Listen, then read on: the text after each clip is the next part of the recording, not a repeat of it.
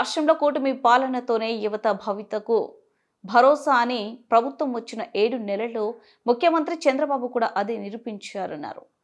జీవి Vinukonda MLA జీవి ఆంజనేయులు అందుకే పట్టభద్రులంతా ప్రగతికి ఓటేసి ప్రభుత్వంతో కలిసి రావాలన్నారు.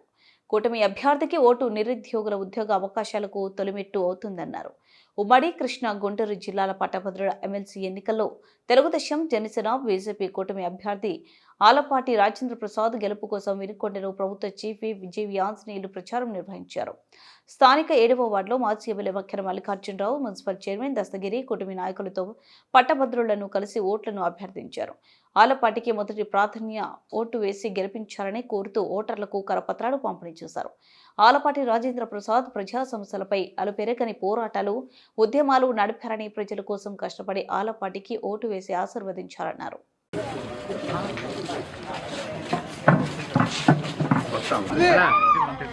Ready sir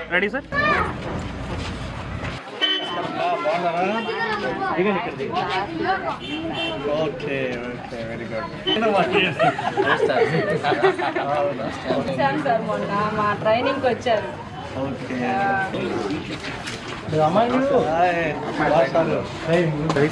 ready sir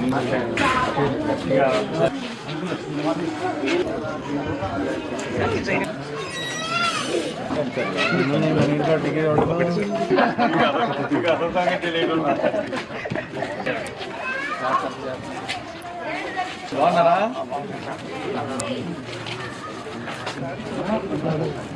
sir ready sir.